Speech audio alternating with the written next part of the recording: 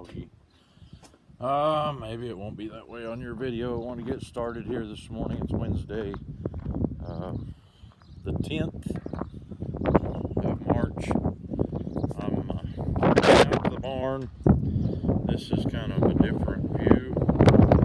No cattle in that pen. I hauled them off yesterday. Sold them at the auction. It's been really windy here the last few days. And as you can see, I got hay on the truck already.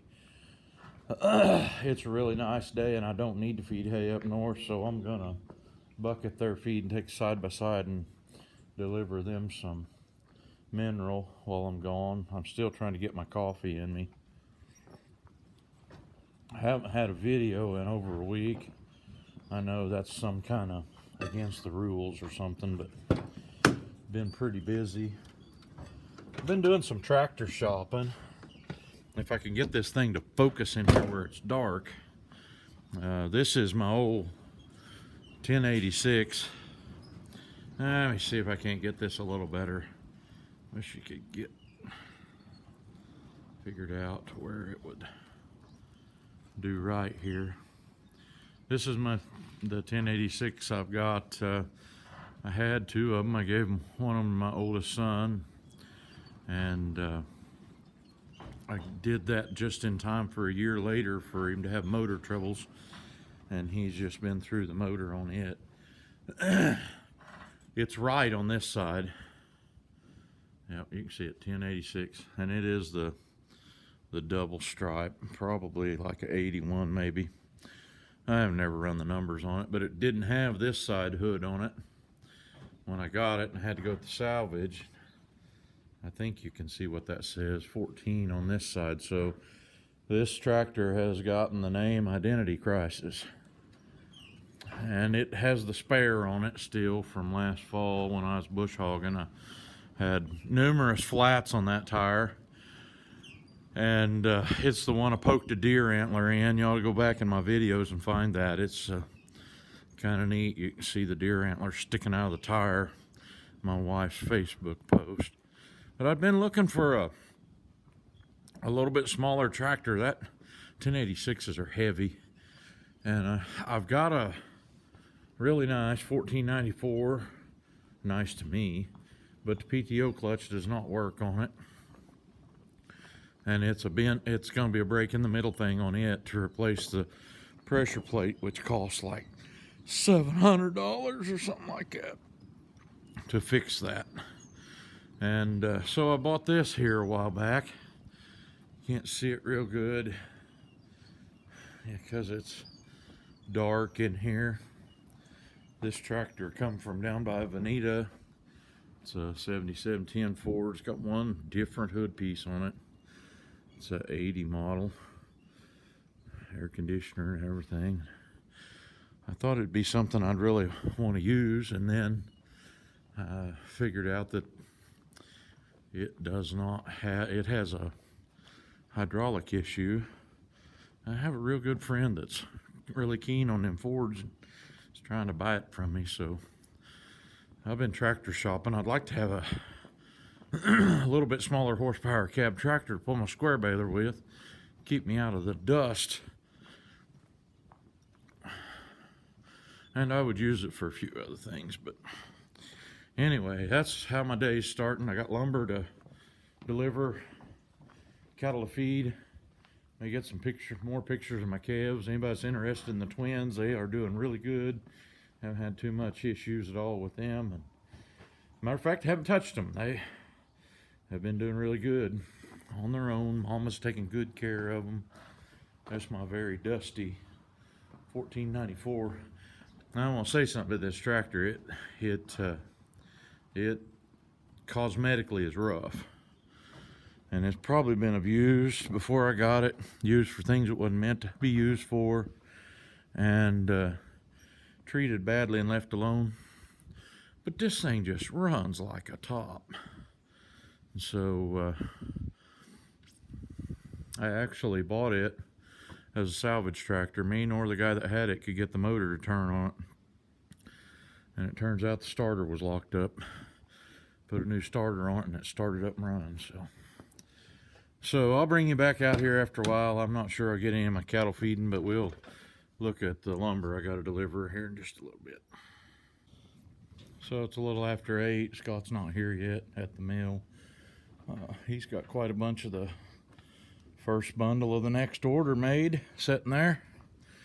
And we're going to try to get around here and get some pieces loaded for the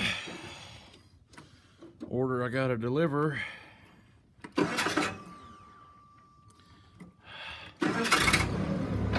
Well, there's some of this stuff is really fun. Y'all ought to try it. You should try starting a vehicle without a thumb on the left hand while you're holding the camera on the ride. It's a lot of fun. And for anybody that thinks I'm being a little facetious, I am.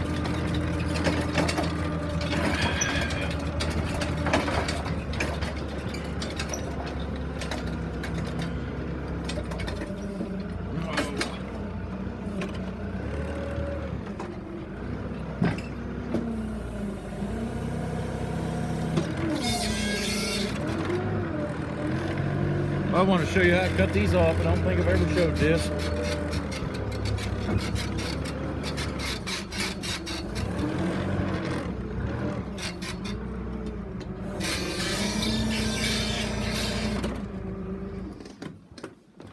Scott almost always, and I bet he's done it this time too, marks these bundles for me. Yep, right there. He'll usually mark it a place or two across there to where I can see it. And guy I make these for wants them cut off to that length. And he's not, I mean, it doesn't have to be perfect. He's just trying to get them to where they're all about the same. This is an old big heavy shipping skid he's making out of 3" by 4" stuff. And so I'm gonna try to set you up here to where you can watch me cut that off and see something besides the ceiling.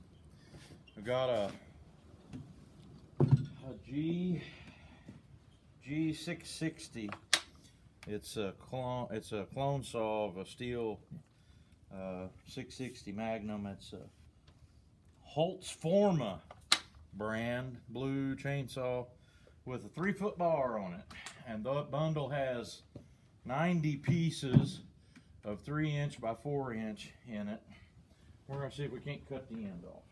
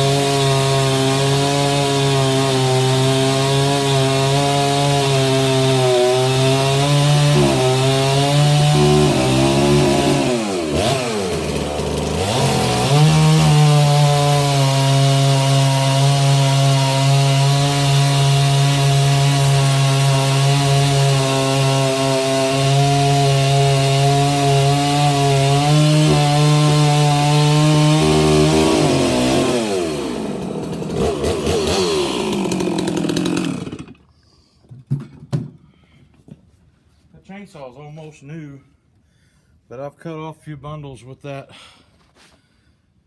blade or saw chain. I don't think I've sharpened it. I think it was almost new. There's a few of them in there. Apparently was a little shorter to begin with. The log got cut off short, but I think they'll be all right. But that's how we have to do these bundles. And that makes them good enough he can build skids with them and don't have to cut the spare little end pieces off. And I got another one of them to do, get them loaded and take off here.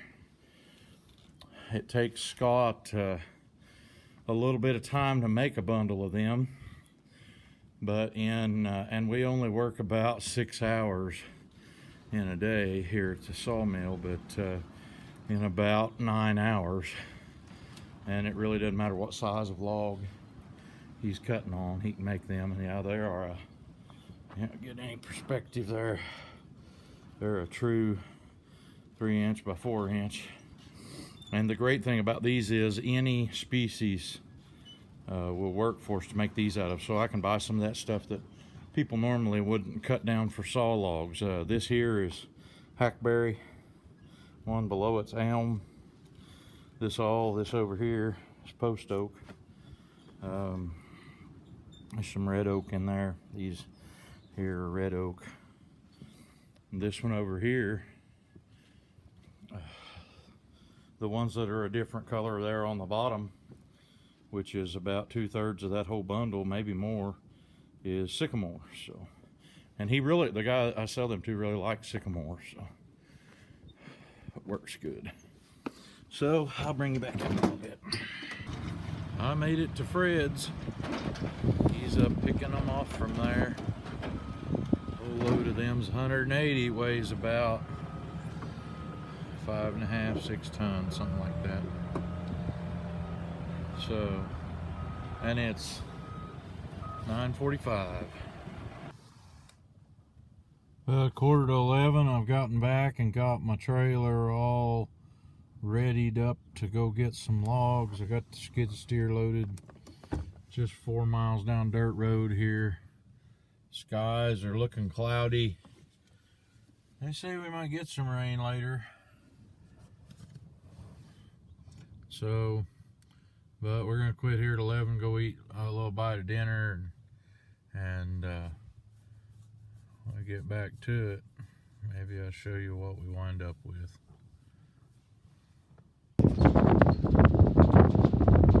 There goes Dad. He was helping me haul some and rode back with me to get the loader.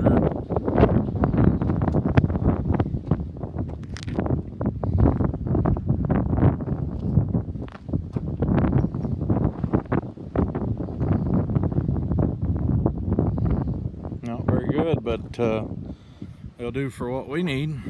And then, oh, sorry about that.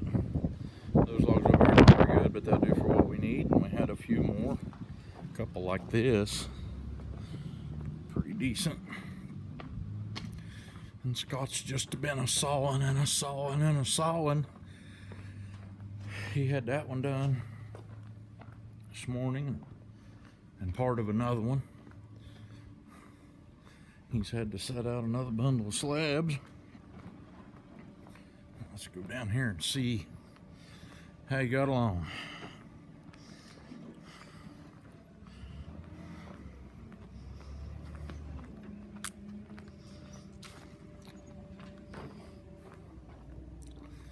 Got some hedging we need to do apparently.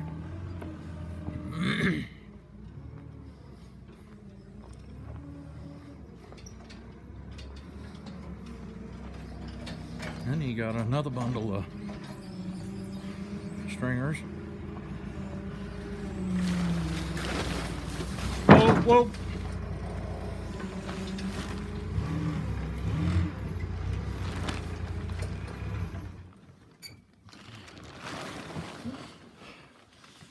We get them banded. I'll help you hang that stuff up if you'd like. That's probably the best way to make it get cold again, is to put our tent away. And we're just about to quit around here, so